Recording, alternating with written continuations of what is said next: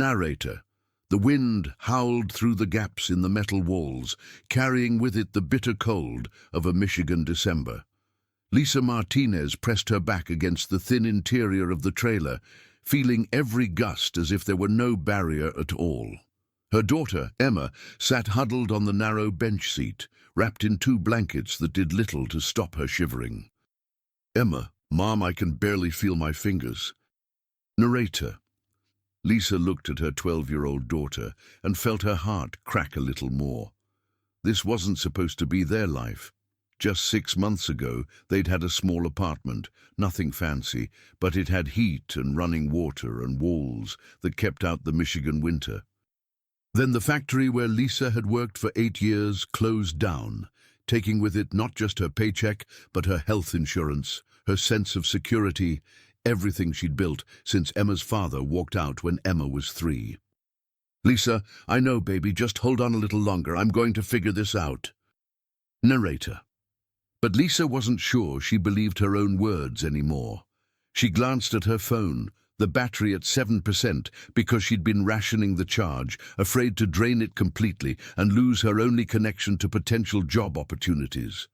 The bank app showed her balance in stark, unforgiving numbers, $417. That was it. That was everything standing between them and absolute destitution. The trailer had cost her $350, bought off a farmer who'd used it to haul equipment and looked at her with pity when she explained she needed somewhere for her and her daughter to sleep. It leaked, it was barely insulated, and the propane heater she'd hoped would work turned out to be broken beyond repair. $50 went to parking it in the trailer park on the edge of town, the kind of place where nobody asked questions and everyone minded their own business because they all had their own problems. Narrator. Lisa had been a good student once. She'd dreamed of becoming a teacher, of shaping young minds and making a difference. But life had other plans. An unexpected pregnancy at 19, a boyfriend who promised forever but couldn't handle the reality of fatherhood, and suddenly she was a single mother working double shifts at her factory to keep a roof over their heads. She told herself it was temporary, that she'd go back to school once Emma was older, once they had more stability, but stability never came. There was always another bill, another emergency, another reason to put her dreams on hold. Emma, Mom, are you okay? Narrator. Lisa realized she'd been staring at nothing, lost in the spiral of her thoughts. Lisa, yeah, sweetheart, I'm fine, just thinking. Emma, about Dad? Narrator. The question caught Lisa off guard. Emma rarely mentioned her father. Lisa, why would you ask that? Emma, I don't know, I just wondered if things would be different if he was still around, if we'd be warm right now. Narrator. Lisa moved to sit beside her daughter, pulling her close. Lisa, listen to me, Emma. Your father leaving had nothing to do with you, and honestly, we're better off without someone who would abandon his family. We're going to be okay. You and me, we're a team. Emma, some team? We don't even have a house. Narrator. The bitterness in Emma's voice was new, and it frightened Lisa more than the cold or the dwindling bank account. Emma had always been such an optimistic child, finding joy in small things, never complaining even when they had to skip meals or wear second-hand clothes. But Lisa could see that optimism fading, replaced by a hard reality that no 12-year-old should have to face. Narrator. The next morning, Lisa left Emma bundled in the trailer with strict instructions to stay inside and keep warm. She'd managed to charge her phone at a gas station and had one lead on a job, a housekeeping position at the Riverside Inn, a mid-tier hotel on the highway. The pay was minimum wage, but it came with benefits after 90 days, and right now, Lisa would take anything. Narrator. The interview went better than expected. The manager, a worn-looking woman named Carol, seemed to see something of herself in Lisa. Carol, you've got the job. Can you start Monday? Lisa, I can start today if you need me. Carol, Monday's fine. We'll get you set up with a uniform and go over the training schedule. It's not glamorous work, but it's steady. Lisa, steady is exactly what I need. Narrator. Walking back to the trailer park, Lisa felt a flicker of hope for the first time in weeks. It wasn't much, but it was something. With her first paycheck, she could get them into a cheap motel, somewhere with heat and hot water. She'd figure out the rest from there. She'd always figured out the rest. Narrator. But when she reached the trailer, she found Emma standing outside in the cold, her face pale and streaked with tears. Lisa, Emma, what's wrong? Why aren't you inside? Emma, the door's locked. I went to use the bathroom at the park office, and when I came back, I couldn't get in. Mom, someone's in there. Narrator. Lisa's blood ran cold. She approached the trailer carefully and heard movement inside. Without thinking, she yanked the door open. A man, probably in his 30s, dirty and clearly high on something, was rifling through their belongings. The few possessions they had left were scattered across the floor. Lisa, get out now! Narrator. The man looked at her with unfocused eyes, then pushed past her and stumbled away. Lisa climbed into the trailer, Emma close behind her. Her purse was open, the contents dumped out. Her wallet was gone. The $367 in cash she'd kept for emergencies, gone. Her credit cards, her ID, everything. Emma, Mom, I'm so sorry. I didn't think anyone would. Lisa, it's not your fault, baby. It's not your fault. Narrator. But inside, Lisa was screaming. She wanted to break something, to scream at the universe, to demand why everything kept getting worse no matter how hard she tried. Instead, she held her daughter and tried not to let Emma see how close she was to complete collapse. They called the police, but the officer who showed up was apologetic and unhelpful in equal measure. Officer, I'll file a report, but honestly, ma'am, chances of recovering anything are slim. Lot of desperate people around here this time of year. You should probably find somewhere else to stay. This park isn't safe. Lisa, if I had somewhere else to stay, officer, I wouldn't be here. Narrator. The officer left and Lisa checked her phone. $57 in her bank account. That was all they had in the world. The man had missed her phone only because she'd had it in her pocket. She'd gotten the job, but Monday was 3 days away and her first paycheck wouldn't come for 2 weeks after that. They couldn't survive that long. Emma was already developing a cough from sleeping in the cold. Lisa made a decision. She'd take Emma to the emergency room, claim she was having chest pains. They'd have to admit them, at least overnight, somewhere warm. It was fraud, probably, definitely unethical, but she didn't care anymore. Her daughter's health came first.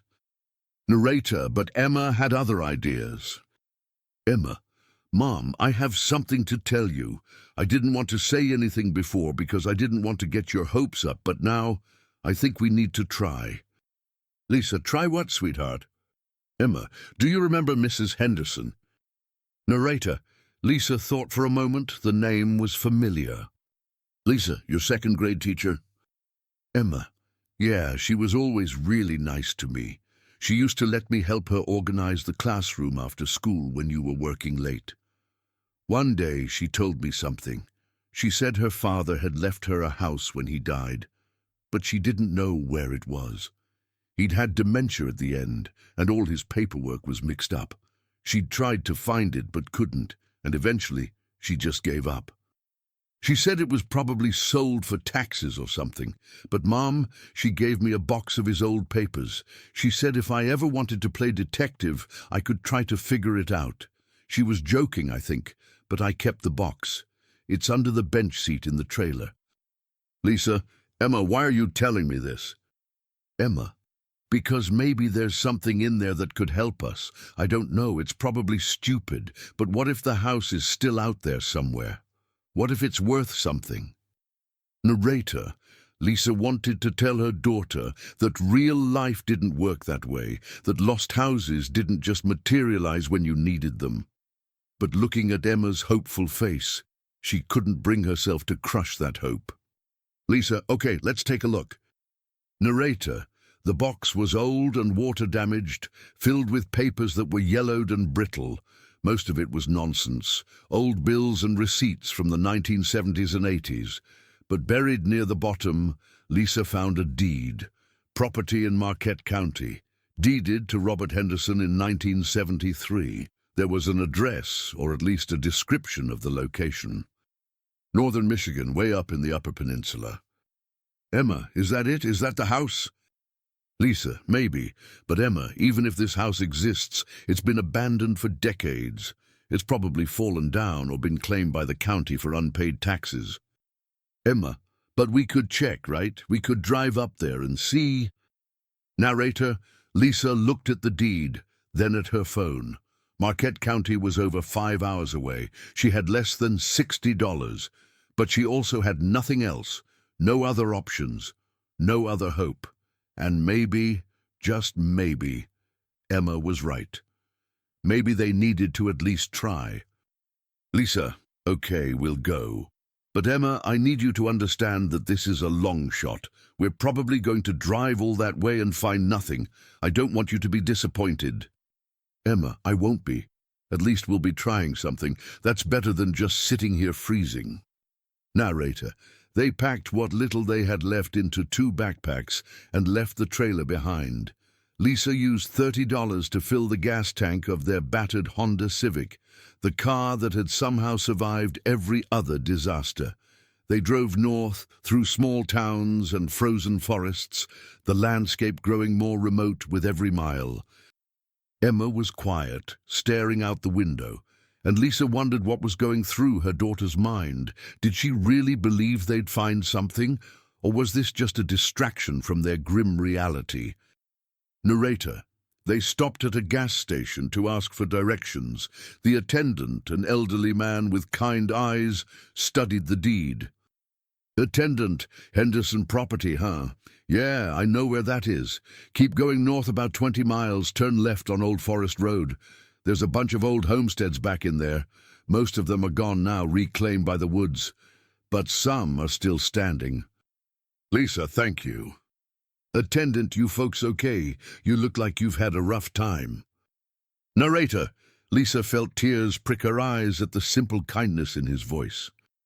Lisa: we're managing, thank you for asking. Narrator: they found Old Forest Road as the sun was setting, casting long shadows through the pine trees. The road was barely more than a track, rutted and overgrown.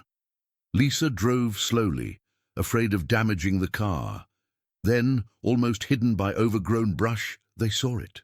A driveway marked by 2 stone pillars that were crumbling but still standing. Lisa turned in, her heart pounding. The driveway opened into a clearing, and there, surrounded by towering pines, sat a house. It was small, a simple cabin-style structure with a sagging porch and windows dark with grime. But it was standing, solid, real. Emma: Mom, there it is. The house is real. Narrator: Lisa parked and they got out, approaching cautiously. The front door was locked, but one of the windows was broken. Lisa hesitated, then climbed through, helping Emma in after her. Inside, the air was musty and cold, but it was warmer than the trailer had been. Furniture sat covered in dust sheets. A stone fireplace dominated one wall. It was like stepping back in time. Emma: this is amazing, Mom. Do you think we could stay here? Lisa: I don't know, Emma. We don't know who owns this place now. The deed is old. There could be back taxes or someone else could have claimed it. We can't just move in. Narrator: but even as she said it, Lisa was thinking about the fireplace, about the pile of old wood she'd seen stacked on the porch. They could start a fire, stay warm for one night at least. They could figure out the rest tomorrow. They spent the evening exploring the house. It was small, just 2 bedrooms, a living room, and a tiny kitchen. But it had been built solid, with thick walls and good bones. Emma found an old wood stove in the kitchen and ancient canned goods in the cupboards, decades expired, but a reminder that people had once lived here, made a home here. Narrator: Lisa got a fire going in the fireplace, and for the first time in weeks, they were truly warm. They ate the last of their food, granola bars and bottled water, and settled in front of the fire. Emma fell asleep quickly, exhausted from the stress and the journey. Lisa sat watching the flames, her mind racing. What were they going to do? They couldn't stay here indefinitely. They had no legal right to this place, but they also had nowhere else to go. Narrator. The next morning, Lisa left Emma sleeping and explored the property. Behind the house, she found an old shed. Inside were more surprises. Hand tools, some rusty but still usable, and in the corner, a metal box. Lisa pried it open. Inside were more papers, letters addressed to Robert Henderson. She sat down right there in the dirt and started reading. The story that emerged was heartbreaking. Robert Henderson had been a carpenter, a craftsman who'd built this house with his own hands in the early 70s. He'd lived here with his wife until she died of cancer in the 90s. After that, he'd descended into alcoholism and eventually dementia. His daughter, Mrs. Henderson, had tried to care for him, but he'd pushed her away, refusing to leave the house. Eventually, she'd had no choice but to put him in a care facility, and he died there, confused and angry. The location of his important papers lost in the fog of his deteriorating mind. Narrator. Lisa felt a deep sadness reading the letters, but she kept going, driven by a desperate need to understand what had happened to the property. Near the bottom of the box, she found what she was looking for: tax records. The property taxes had been paid, automatically deducted from an account for years.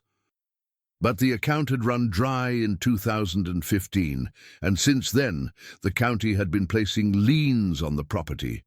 As of last year, the total owed was $39,000. $39,000.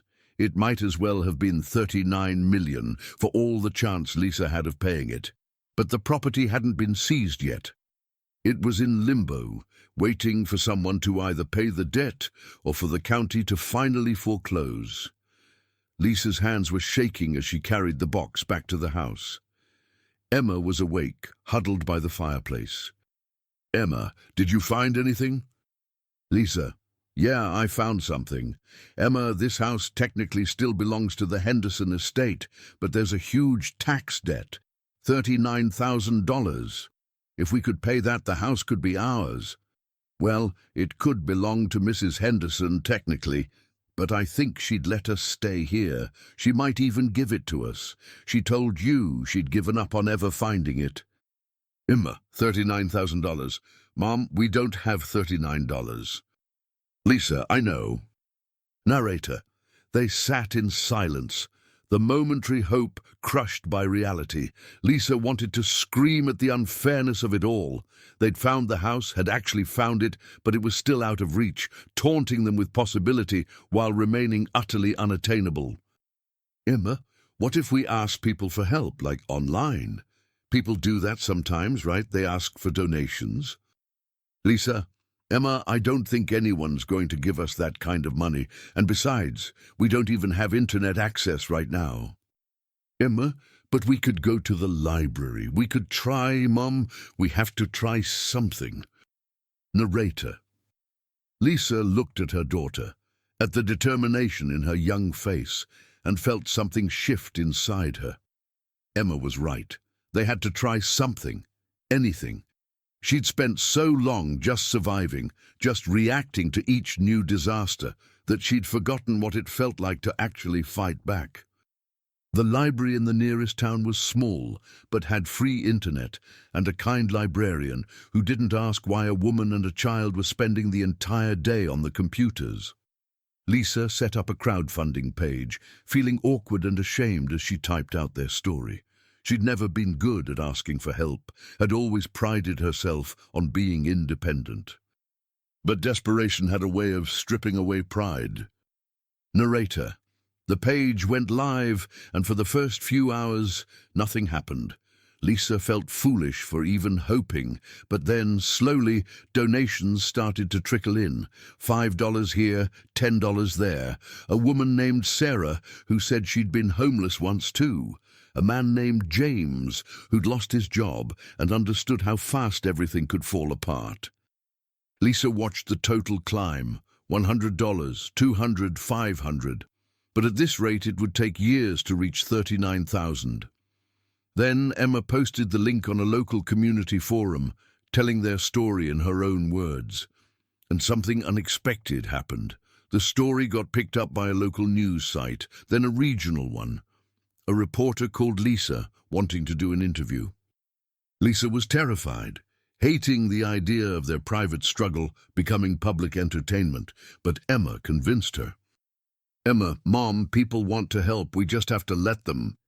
Narrator. The interview aired on a Friday evening. Lisa sat in the library, watching herself on screen, seeing how tired and beaten down she looked.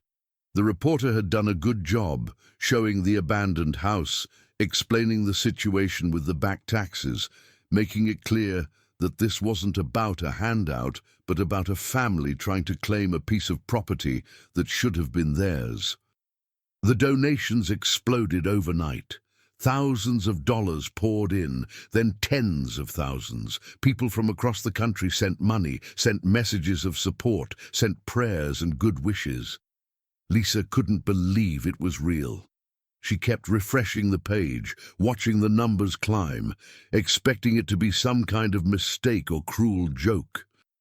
Narrator. But with the sudden attention came unexpected challenges.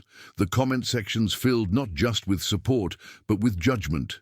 People questioned why Lisa had gotten pregnant so young, why she'd stayed in a dead-end job for so long, why she hadn't had savings. Strangers felt entitled to dissect every decision she'd ever made, as if her struggles were entertainment or a moral lesson. Lisa read the cruel comments late at night, each one a knife twist of shame. Emma found her crying over the laptop one evening.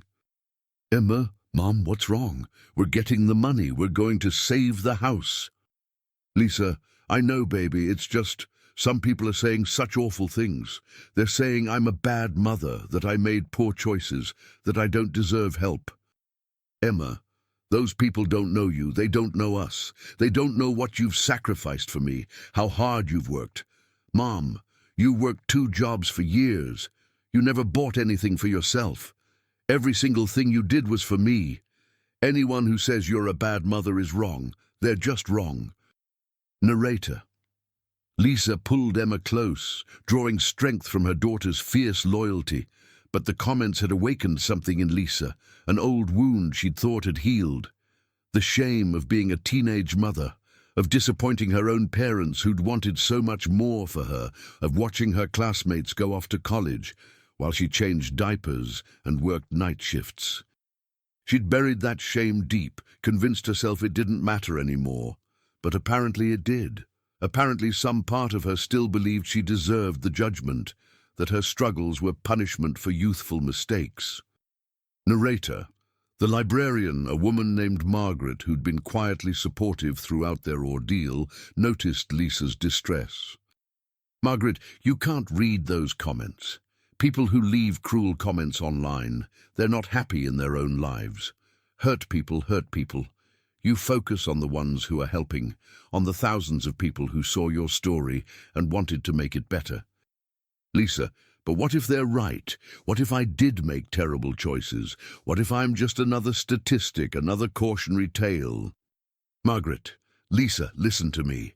You were 19 years old when you got pregnant. 19. You were barely more than a child yourself. Yes, you made a choice that changed your life, but you didn't make a bad choice. You chose to keep your baby and to love her and to work yourself to the bone to give her a life.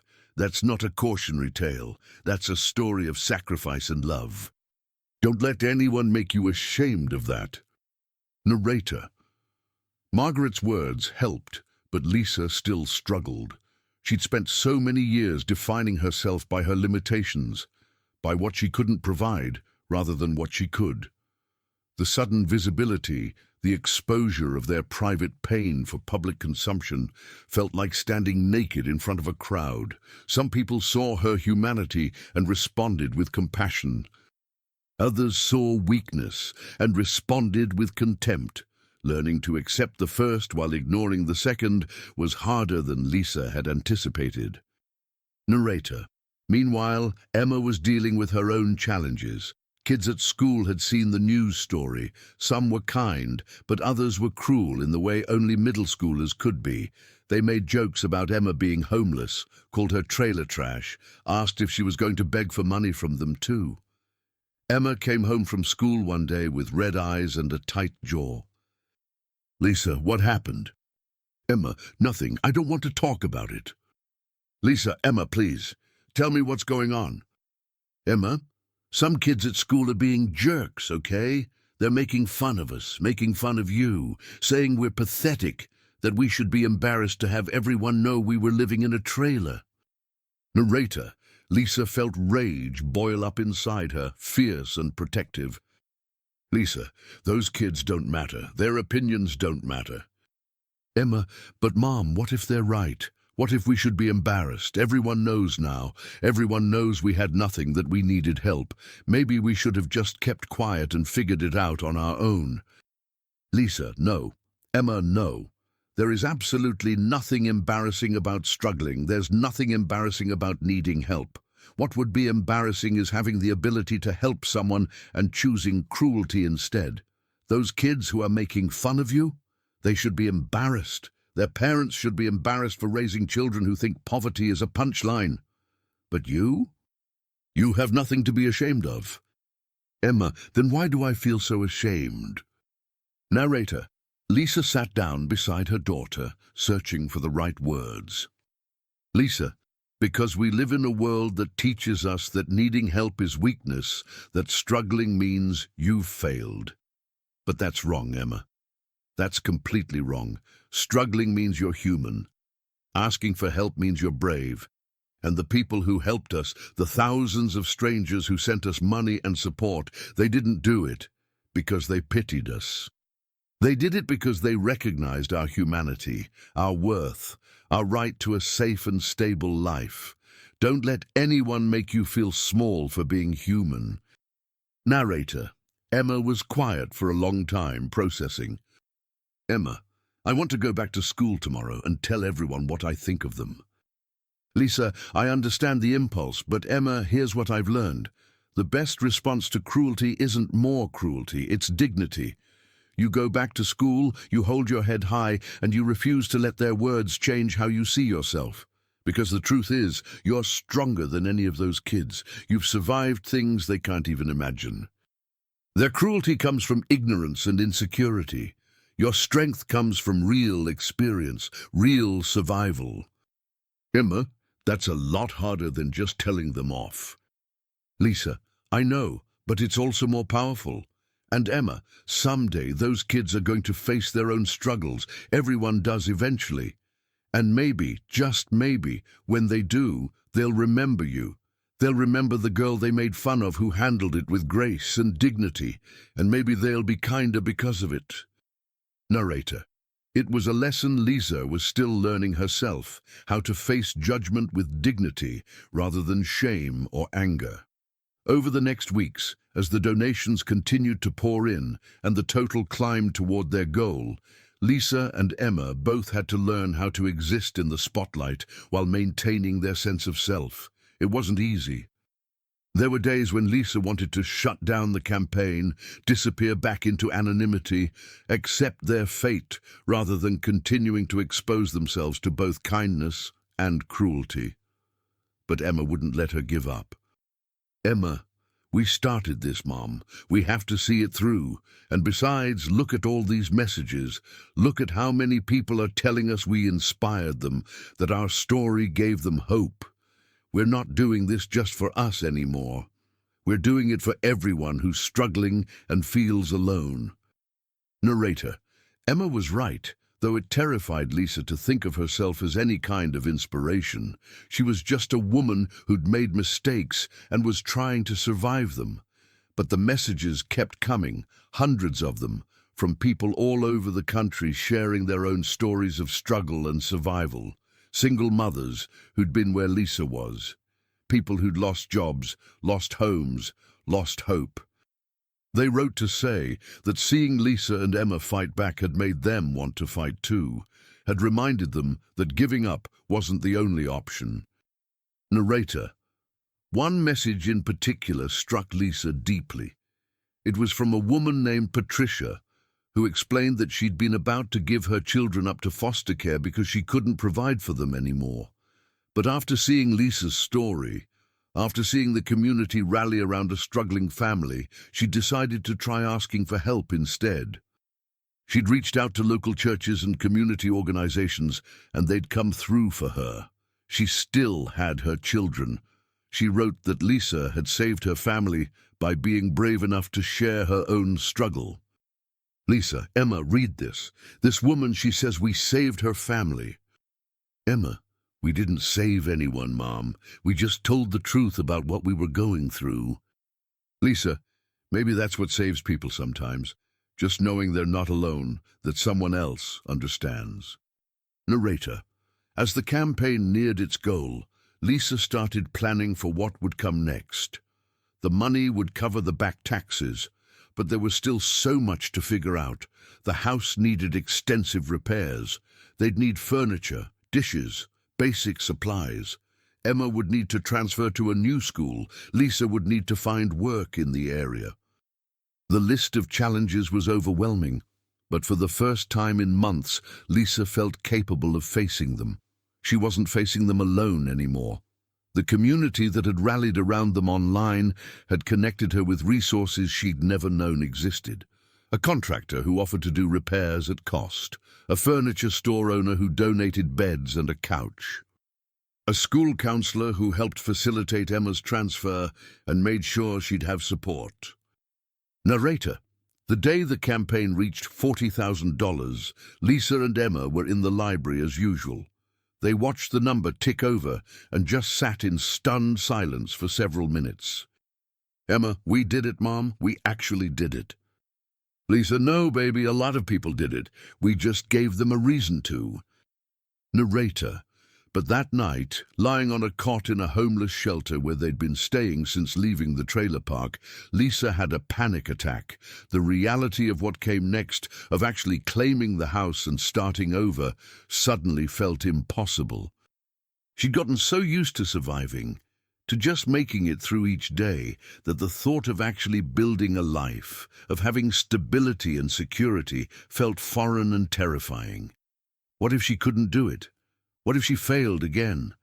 What if they got the house and she couldn't keep up with the property taxes going forward? What if? Emma, Mom, you're breathing really fast. Are you okay? Lisa, I don't know if I can do this, Emma. What if we're making a huge mistake? Emma, what do you mean? Lisa, what if we get the house and I can't make it work? What if we lose it again? What if we're right back where we started in a year? Emma, then we'll deal with it. Mom, we've been through worse than this. We survived living in that trailer. We survived the robbery. We survived not knowing where our next meal was coming from. If we get the house and something goes wrong, we'll survive that too. But we have to try. We can't let fear stop us from taking this chance. Narrator. Emma's wisdom, so far beyond her years, cut through Lisa's panic. Her daughter was right. They'd survived so much already. They could survive whatever came next. The fear didn't go away, but Lisa learned to carry it, to move forward despite it, rather than letting it paralyze her. Narrator. The process of actually claiming the house took another month of bureaucratic nightmares. Lisa had to provide documentation she didn't have, navigate legal processes she didn't understand, deal with officials who ranged from helpful to openly hostile. There were days when she thought it would never happen, that somehow it would all fall through at the last minute. But Margaret, the librarian, helped her fill out forms. A lawyer who'd seen their story offered pro bono assistance. Slowly, piece by piece, the legal puzzle came together. Narrator. Mrs. Henderson drove up from downstate to sign the necessary papers transferring the property. She was a small woman in her 70s, with kind eyes and her father's strong hands. She walked through the house with tears streaming down her face, touching walls and door frames, remembering. Mrs. Henderson, I used to visit here as a child before my mother got sick. My father was so proud of this place. He built every inch of it himself. After Mum died, he couldn't bear to leave. He said her spirit was in these walls. I think it broke his heart when I had to take him away from here. Lisa, I'm so sorry for your loss, and I'm sorry that you lost track of the house. Mrs. Henderson, don't be sorry. I made my peace with it years ago. But this, seeing it lived in again, seeing a family make it their home, this is better than I could have hoped for. My father would be so happy to know that his house is sheltering a mother and daughter, giving them a fresh start. That's what houses are supposed to do. They're supposed to be more than just wood and stone. They're supposed to be sanctuaries. Narrator, Mrs. Henderson refused to accept any payment for the property beyond the back taxes. Mrs. Henderson, the house is yours. You found it when it was lost. You fought for it when I'd given up. You've earned it. Just promise me you'll take care of it. Honor what my father built. Lisa, I promise, we'll love this house the way it deserves to be loved. Narrator. The day they officially took possession, Lisa and Emma drove up to the house with a car full of donated supplies. It was early spring, the snow melting, the forest coming back to life. They pulled into the driveway, and Lisa turned off the engine. For a long moment, they just sat there looking at the house that was now legally theirs. Emma, we're home, Mom. Lisa, yeah, baby, we're home. Narrator. They spent the first few days just cleaning, scrubbing away decades of dust and neglect. It was hard work, but there was joy in it, in making the space their own. They found treasures hidden in closets and cupboards, old photographs of the Henderson family, handwritten recipes, a journal that chronicled the building of the house. Lisa felt like an archaeologist, uncovering the layers of life that had existed here before them. Narrator. The community in the small nearby town welcomed them with surprising warmth. People who'd seen their story stopped by with casseroles and offers of help. The local hardware store owner, a gruff man named Bill, showed up one Saturday with his truck full of tools and lumber. Bill, heard you folks might need some help with repairs. I've got nothing better to do today. Narrator. Bill ended up coming back every Saturday for months, teaching Lisa how to fix the sagging porch, replace rotted boards, repair the roof. He never asked for payment, never made her feel like she was accepting charity. He just showed up and worked, sharing stories about the area, about his own struggles during the recession when his business almost went under. Lisa learned that everyone had a story, everyone had faced their own battles. Their struggle wasn't unique, but it also wasn't shameful. It was just part of being human, part of living in a world that was often hard and unfair, but also capable of surprising kindness. Narrator, but it wasn't a mistake. Within a week they had raised $45,000, more than enough to pay the back taxes, with money left over to make repairs to the house and get them through the winter. Lisa sat in the library, staring at the screen, and burst into tears. Emma hugged her, crying too, and for the first time in months they were tears of joy and relief. Narrator, but Lisa's greatest challenge wasn't over. Paying the taxes was complicated. She had to navigate county bureaucracy, prove that she had the right to pay on behalf of the Henderson estate, track down Mrs. Henderson and get her to sign over her rights to the property.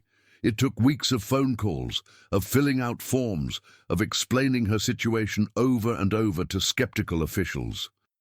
There were moments when Lisa wanted to give up, when the bureaucratic maze seemed designed specifically to keep people like her from succeeding. But she kept pushing, and slowly things started to fall into place. Narrator, one particular obstacle nearly derailed everything. A county official named Mr. Dawson seemed determined to make the process as difficult as possible. He questioned every document, demanded proof of things Lisa couldn't possibly provide, and spoke to her with barely concealed contempt. "Mr. Dawson, Mrs. Martinez, I'm going to need you to provide proof of residency going back 5 years, 3 forms of identification, and a letter from Mrs. Henderson's attorney verifying her intent to transfer the property." "Lisa, Mr. Dawson, I've been homeless for the last 6 months. I don't have 5 years of residency proof. And Mrs. Henderson doesn't have an attorney. She's a retired school teacher living on Social Security." "Mr. Dawson, then I'm afraid we have a problem. County regulations are quite clear on these matters." Narrator. Lisa left that meeting feeling defeated. She sat in her car in the parking lot and cried, angry tears this time. They'd come so far, people had been so generous, and now one bitter bureaucrat was going to ruin everything because of regulations and red tape. But that evening, when she told Margaret the librarian about the meeting, Margaret's eyes flashed with anger. "Margaret, that man, he's been a petty tyrant in this county for 20 years, but he doesn't have the final say. Let me make some calls." Narrator. Margaret, it turned out, had connections. She'd lived in the county her whole life and knew everyone. Within 2 days, Lisa had an appointment with the county commissioner, a woman named Ellen Rodriguez, who'd read about their story in the paper. "Commissioner Rodriguez, Mrs. Martinez, I want to apologize for the difficulties you've been experiencing. While Mr. Dawson is technically correct that we have certain requirements, we also have discretion to make exceptions in unusual circumstances. Your circumstances certainly qualify as unusual. I'm going to personally oversee your case and make sure the transfer goes through smoothly." Narrator. It was Lisa's first real lesson in how the system worked, how connections and advocates could open doors that seemed permanently locked. She was grateful, but she was also angry that it took special intervention for her to access something that should have been straightforward. How many other people were stuck in the system without someone like Margaret to fight for them? It was a question that would stay with her for years, eventually shaping the work she'd do, helping other families navigate similar challenges. Narrator. Mrs. Henderson was overjoyed to hear that the house had been found and was more than happy to sign the property over to Lisa. They met at a small restaurant in town, and Mrs. Henderson brought a box of items she'd saved from her father's belongings.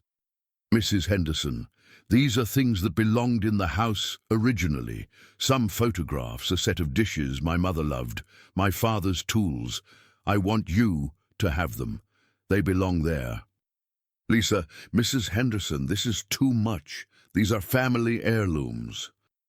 Mrs. Henderson. "My father would have wanted someone to love that house the way he did. You and Emma, you take care of it. Make it your home. These things should be used, not sitting in my attic gathering dust. Besides, you're not just taking care of the house. You're keeping my father's legacy alive. That's worth more to me than any amount of money." Narrator. Lisa looked through the box with Emma that night. There were black and white photographs of the house when it was new, of Robert Henderson standing proudly on the porch he'd just finished building. There were pictures of his wife, a beautiful woman with kind eyes, gardening in the yard. There were photos of a young Mrs. Henderson playing in the snow outside the house. Lisa felt the weight of history, of the lives that had been lived in the space they now occupied. "Emma, Mom, look at this." Narrator. Emma held up a photograph of the house in summer, the garden full of flowers, sunlight streaming through the trees. It looked like paradise, like something from a dream. "Emma, we could make it look like this again. We could plant a garden, fix up the yard. We could bring it back to life." "Lisa, we could. It'll take time, but we could do it." Narrator. 3 months after they'd spent their last money on a broken-down trailer, Lisa held the deed to the house in her hands, properly transferred and recorded. The back taxes were paid. The house was legally theirs. She stood on the front porch, Emma beside her, and looked out at the snow-covered forest. They'd made it. Against all odds, despite everything the world had thrown at them, they'd made it. Emma, Mom, I'm proud of us. Lisa, me too, baby, me too. Narrator. But having the house was just the beginning. Lisa still needed to find work, and Emma needed to enroll in the local school. The nearest town was small, with limited job opportunities. Lisa applied everywhere. The grocery store, the gas station, restaurants, cleaning services. Most places either weren't hiring or wanted experience she didn't have. She was starting to panic again, watching their savings from the campaign dwindle as they bought necessities, when she got a call from the elementary school. Principal Chen, Mrs. Martinez, this is Principal Chen from Forest Hills Elementary. I saw your story in the news, and I noticed you mentioned you'd always wanted to be a teacher. We have an opening for a teacher's aide in our special education department. It doesn't pay much, but it comes with benefits. And if you're interested in pursuing your teaching certificate, the district has a partnership program with the community college. You could take classes online and get your degree while working. Lisa, are you serious? Yes, absolutely, yes. When can I start? Principal Chen, how about next Monday? Come in Friday for orientation. Narrator. Lisa hung up the phone and screamed with joy. Emma came running, alarmed, and Lisa picked her up and spun her around, despite the fact that Emma was almost as tall as she was now. Lisa, I got a job, a real job, with benefits, and I can go back to school. Emma, Mom, that's amazing. See, I told you everything would work out. Narrator. The job was challenging but rewarding. Lisa worked with students who had various disabilities, helping them with their schoolwork, supporting them through difficult moments, celebrating their victories. She loved it. For the first time in her adult life, she was doing work that felt meaningful, work that made her excited to get up in the morning. And the online classes, though demanding, reignited a passion for learning she'd thought was dead. Narrator. Emma transferred to the middle school in town, and after a rough start began to thrive. She joined the science club and made friends with a group of kids who were kind and accepting. She still had hard days, moments when the trauma of their months of homelessness came rushing back, but she was resilient, stronger for what she'd been through. Narrator. The house became their sanctuary. Lisa and Emma fixed it up slowly, room by room, making it not just livable but beautiful. They painted walls in bright colors, hung curtains, filled the space with second-hand furniture that they refinished together. Bill, the hardware store owner, taught Lisa basic carpentry, and she discovered she was good with her hands, good at fixing things. It was satisfying in a way her factory work had never been, creating rather than just assembling. Narrator. The first winter in the house was magical. They had heat, reliable heat from a new furnace that Bill had helped install at cost. They had a wood stove in the living room that kept the space cozy even during the coldest nights. Emma did her homework at the kitchen table while Lisa made dinner, and they'd eat together every evening, talking about their days.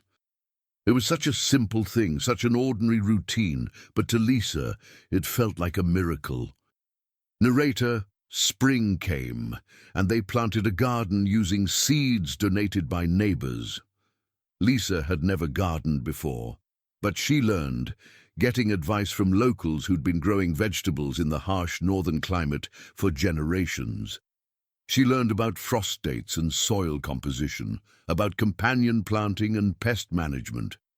The garden became her meditation, the place where she went to think and process and find peace. Emma, Mom, the tomatoes have flowers. Lisa, that means we'll have tomatoes soon. We'll actually be eating food we grew ourselves. Emma, that's so cool. We're like pioneers or something. Lisa, pioneers with internet access and a microwave, but yeah, kind of. Narrator. As the months passed, Lisa began to see how much she'd changed. She was stronger, both physically from the manual labor of fixing up the house and emotionally from everything they'd survived. She laughed more easily, worried less constantly. She still had anxiety, still had moments of panic when an unexpected bill arrived, or the car made a strange noise, but she was learning to manage it, to not let fear control her life. Narrator. She also began to understand the importance of community in a way she never had before. In the city, living in their small apartment, she and Emma had been isolated. Lisa had worked constantly, too tired to socialize, and Emma had been shy, struggling to make friends. But here in this small town, people looked out for each other. Neighbors checked in, offered help without being asked, invited them to community events. Narrator. There was a monthly potluck at the community center, and the first time Lisa and Emma attended, they were nervous. They didn't know anyone, didn't know if they'd be accepted, but people welcomed them warmly, asked about their story, shared their own struggles and triumphs. Lisa met other single mothers, other people who'd faced hardship and come through it. She met people who'd lived in the area for generations and people who were newcomers like her. The common thread was resilience, a determination to build good lives despite challenges. Narrator. One woman, Sarah, became a close friend. She was a few years older than Lisa, a widow with 3 kids who worked as a nurse at the local hospital. She had a wry sense of humor and a no-nonsense attitude that Lisa found refreshing. Sarah.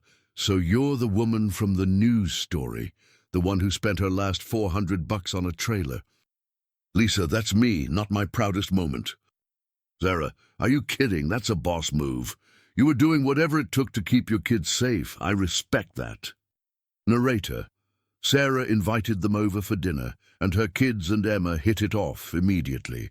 Soon they were spending time together regularly, the kids doing homework together, while Lisa and Sarah drank coffee and talked about everything from parenting challenges to their dreams for the future.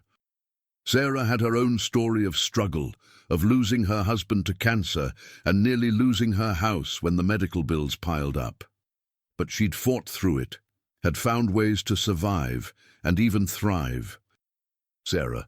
The thing about hitting rock bottom is that you learn what you're really made of. You learn who your real friends are, what actually matters. All the superficial stuff falls away, and you're left with the essentials. And if you can rebuild from there, you're building on solid ground. Lisa, I never thought about it that way. I always just felt ashamed of struggling, like it meant I'd failed somehow. Sarah, struggling doesn't mean you failed. It means you're human. Everyone struggles. The only difference is some people have family, money, or support systems to catch them when they fall. The rest of us have to catch ourselves, and that takes serious strength. Narrator. Conversations like these helped Lisa reframe her experience, see it not as a series of failures, but as a testament to her resilience. She began to feel less shame and more pride in what she and Emma had overcome. She started sharing her story more openly, not hiding their past, but owning it as part of who they were. Narrator. Emma was flourishing in ways that amazed Lisa. She'd always been a bright child, but now she had the stability and security to really focus on her studies. Her grades were excellent, and her teachers told Lisa that Emma was a natural leader, someone other students looked up to. Emma joined the debate team and discovered she loved public speaking, loved the challenge of constructing arguments and persuading others. Emma, Mom, I think I want to be a lawyer when I grow up. I want to help people who are going through what we went through, people who are stuck in the system and don't know how to fight back. Lisa, that's a wonderful goal, Emma. You'd be an amazing lawyer. Emma, do you think I can do it? I mean, we don't have money for fancy colleges or anything. Lisa, Emma, look at what we've already done. We went from living in a freezing trailer to owning a house. You found the paperwork that made this possible. You convinced me to keep trying when I wanted to give up. If you can do all that, you can definitely become a lawyer. We'll figure out the college thing when the time comes. Scholarships, loans, whatever it takes. You're not going to let lack of money stop you from your dreams. Narrator. Those conversations about dreams and futures and possibilities were ones Lisa had never imagined having. For so long, survival had been the only goal, but now they could think beyond survival, could actually plan for a future that included not just stability, but success and fulfillment. One evening, about a year after they'd moved into the house, Lisa sat on the porch, watching the sunset. Emma was inside doing homework, and the sounds of her daughter's music drifted through the open window. Lisa thought about where they'd been a year ago, shivering in that trailer, desperate and terrified. And she thought about where they were now, safe and warm and building a real life. The journey between those 2 points had been harder than anything she'd ever imagined, but it had also been more rewarding. Narrator. One evening, almost a year after they'd first found the house, Lisa and Emma sat on the porch watching the sunset. The house was warm, the bills were paid, and Emma's laughter echoed through rooms that had been silent for too long. Emma, Mom, do you ever think about that night in the trailer, when we were so cold and scared? Lisa, sometimes, but not as much anymore. Why? Emma, I think about it a lot. Not because I want to remember being scared, but because I want to remember that we survived it, that we were strong enough to get through it. Narrator. Lisa pulled her daughter close, feeling a surge of love so powerful it almost hurt. Lisa, you know what I learned through all of this? I learned that I'd spent so long being afraid of failing, of not being enough, that I'd stopped trying to be anything more. I'd accepted that my life would always be a struggle, that I'd never achieve my dreams. But you, Emma, you never accepted that. You kept hoping, kept believing even when I couldn't. You saved us. Emma, we saved each other, Mom. Narrator. Lisa thought about the girl she'd been at 19, pregnant and terrified, watching her dreams slip away. She thought about the woman she'd become, beaten down by years of barely surviving, convinced that she deserved nothing better. And she thought about who she was now, a homeowner, a student, a mother who'd learned that it was okay to ask for help, okay to be vulnerable, okay to dream again.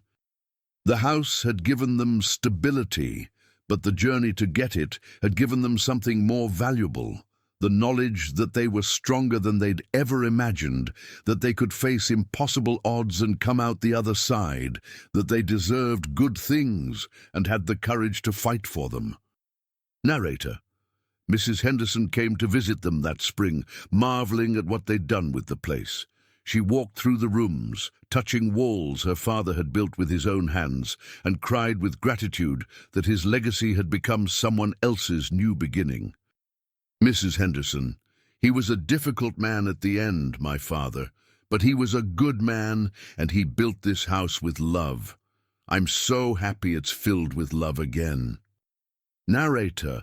Lisa thought about love then, about how it came in so many forms. The love of strangers who donated money to help a family they'd never met. The love of a daughter who'd refused to give up hope.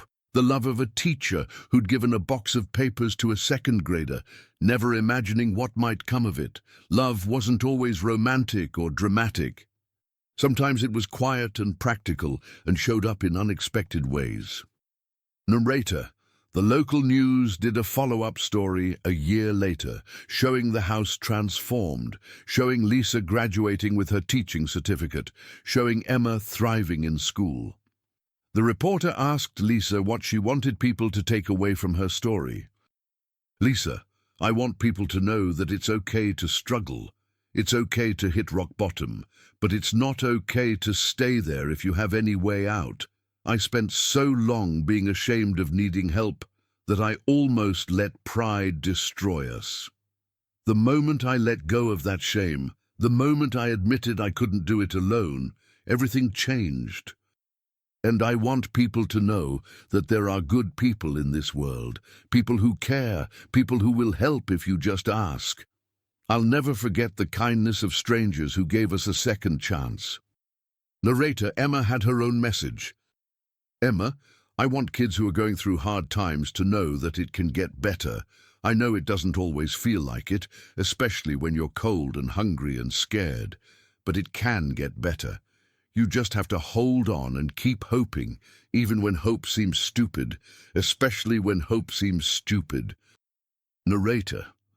Lisa framed that interview, hung it on the wall of their home as a reminder of how far they'd come. On hard days, and there were still hard days, she'd look at it and remember. Remember the trailer, remember the fear, remember the moment they'd found the house and everything had started to change. She'd remember that she was stronger than she knew, that her daughter was wiser than her years, that the world held more kindness than cruelty if you knew where to look. Narrator. The house became more than just a shelter. It became a symbol, a testament to perseverance and hope. Lisa started volunteering at a homeless shelter, helping other families navigate the social services system, sharing her story, offering the kind of practical help she'd needed so desperately. She met other single mothers, other people struggling against odds that seemed insurmountable, and she told them what Emma had told her: you have to try. Even when it seems impossible, even when every rational part of your brain says it won't work, you have to try. Narrator. Emma grew into a remarkable young woman, shaped by hardship but not defined by it. She volunteered with her mother, tutored younger kids, and became an advocate for homeless families. She'd learned young that the world could be cruel and unfair, but she'd also learned that it could be kind, that people could be generous, that happy endings were possible even when they seemed like fairy tales. Narrator. 5 years after they'd driven north in a desperate gamble, Lisa stood in the same spot where she'd first seen the house. It looked completely different now, painted and repaired and loved. The porch was solid, the windows were new, and inside, the rooms were filled with warmth and light and laughter. Emma was getting ready for college, preparing to major in social work so she could help other families the way strangers had helped them. Lisa had her teaching degree and a job she loved at the local elementary school. They had a home, a real home, and they'd built it not just with money but with hope and courage and the refusal to give up. Narrator. People sometimes asked Lisa if she wished things had been different, if she wished she'd never had to go through the trailer, the robbery, the fear and cold and desperation. She always answered honestly, Lisa, I wouldn't wish that experience on anyone. It was the worst time of my life, and there were moments when I didn't think we'd survive it. But it also taught me things I couldn't have learned any other way. It taught me that I'm stronger than I thought. It taught me that my daughter has more courage than most adults. It taught me that kindness exists, that people care, that asking for help is brave.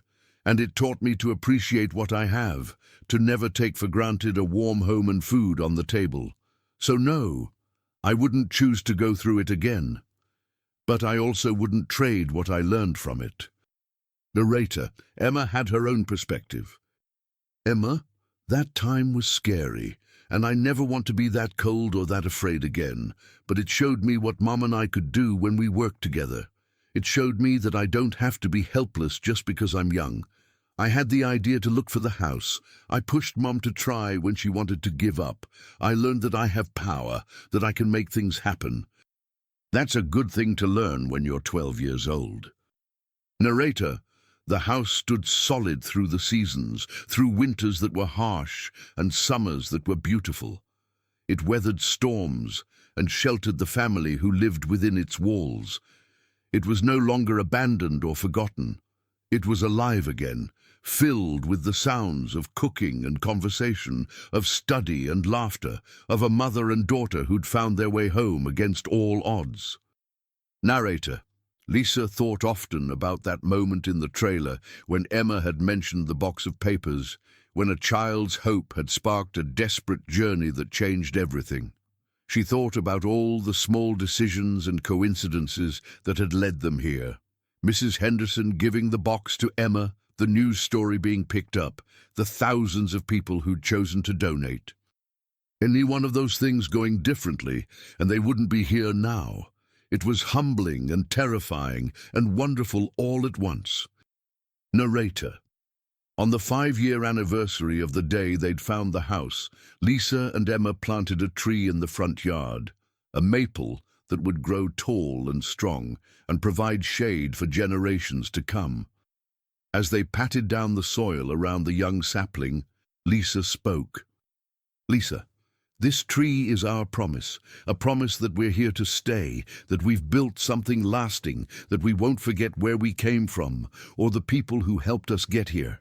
And someday, when this tree is tall and we're old, we'll sit in its shade and tell our story to whoever needs to hear it." Emma, "That's beautiful, Mom, but you know what I think? I think the real story isn't about the house or the money. It's about us deciding we deserved better and fighting for it. That's the part people need to hear. Not that we got lucky, though we did, but that we didn't give up when it would have been so easy to just quit." Narrator. Lisa hugged her daughter, marveling at her wisdom. Emma was right. The house was important, the financial stability was important, but the real transformation had happened inside them. They'd learned they were worth fighting for, that their dreams mattered, that they had the strength to overcome obstacles that would have crushed them before. The journey from that frozen trailer to this warm home had been about more than physical distance. It had been a journey from despair to hope, from isolation to community, from shame to dignity. It had been a journey that proved happy endings weren't just for fairy tales, that real people could overcome real obstacles if they had courage and hope, and were willing to accept help when it was offered. Narrator. The house in the northern Michigan woods became known in the area as a place of hope. People would drive by slowly, pointing it out, telling the story of the single mother and daughter who'd been on the verge of freezing and had somehow found their way to safety. The story took on a life of its own, growing and changing with each telling, but at its heart it remained true, a story of survival, of family, of the kindness of strangers, and of the refusal to give up even when everything seemed lost. Narrator. Lisa never forgot the feeling of holding Emma in that cold trailer, both of them shivering, both trying to be brave for each other. She never forgot the desperation, the fear, the absolute conviction that they were out of options. She kept those memories close, not to torment herself, but to remind herself of how far they'd come, of what they'd overcome. On days when small problems felt overwhelming, she'd think back to that night and realize that if they could survive that, they could survive anything. Narrator. As Emma prepared to leave for college, Lisa felt the bittersweet ache of letting go.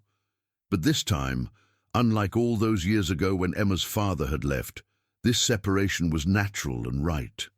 Emma was going out into the world not because she was running from something, but because she was running toward something, toward her dreams and her future. And unlike Lisa at that age, Emma was going with confidence, with the knowledge that she was strong and capable and deserving of good things. Emma, Mom, are you going to be okay here by yourself? Lisa, I'm going to be fine. Better than fine. I'm going to miss you terribly, but I'm also so proud of you and so excited for what's ahead for you. You're going to do amazing things, Emma. You already have. Emma, we did amazing things together. Narrator, and that, Lisa thought, was the real lesson of their journey. Not that one person could overcome anything alone, but that together, with love and support and determination, people could face impossible odds and win. The house stood as proof of that, solid and warm and full of life. It had been lost and then found, abandoned and then reclaimed, just like Lisa and Emma themselves. They'd all been given a second chance, and they'd made the most of it. Narrator, years passed. Emma became a social worker, dedicating her life to helping families in crisis. She carried with her always the memory of that desperate winter, using it to fuel her compassion and determination. Lisa continued teaching, inspiring young minds, never forgetting that she'd once been a factory worker with abandoned dreams. The house remained their center, their home base, the place they both returned to when they needed to remember who they were and what they'd overcome. Narrator: the story of the single mother who'd spent her last $400 on a trailer and whose daughter had found a way to a $39,000 house spread far beyond their small community. It became an example of hope, of perseverance, of the power of ordinary people to create extraordinary change in their own lives. People who were struggling would hear the story and think, if they could do it, maybe I can too. And sometimes that spark of hope was enough to keep someone going, to keep them fighting, to keep them believing that better days were possible. Narrator: Lisa often thought about alternate versions of her life, about all the ways things could have gone differently. If she'd given up that day in the trailer, if Emma hadn't remembered the box of papers, if the news story hadn't been picked up, if people hadn't donated, any one of those things changing and their lives would be completely different. But they hadn't changed. The story had unfolded exactly as it did, bringing them to this place, this life, this happiness they'd built from desperation and hope. Narrator: the house stood through decades, sheltering Lisa as she grew older, hosting Emma and her eventual family, becoming a gathering place for holidays and celebrations. It remained a reminder of what was possible, of how quickly life could fall apart, and how, with determination and help and a little bit of luck, it could come back together in ways more beautiful than before. The story of its reclamation, of the family who'd claimed it when they had nothing, became part of its foundation, as solid and permanent as the stones Robert Henderson had laid with his own hands so many years before. Narrator: and on winter nights, when the wind howled through the pines and snow piled deep against the walls, Lisa would sit by the fireplace and remember. Remember the cold, remember the fear, remember the moment when Emma had said they had to try. She'd remember the warmth of strangers' kindness, the power of hope, and the incredible strength of a daughter who'd refused to let them give up. The house would be warm around her, solid and safe, and she'd know with absolute certainty that every struggle, every fear, every desperate moment had been worth it to arrive here, in this place, in this life they'd built together from nothing but determination and love. That was their story. Not of luck or charity, though both had played their part, but of courage and persistence, and the refusal to accept that their story had to end in despair. They'd rewritten their ending, claimed their happiness, and built a home that stood as proof that hope, even when it seemed foolish, was never wasted. The house in the northern woods remained, a testament to survival, to family, to the power of trying even when the odds seemed impossible. And within its walls, the warmth was constant, the love was real, and the memories of how they'd gotten there made every moment sweeter for having been hard won.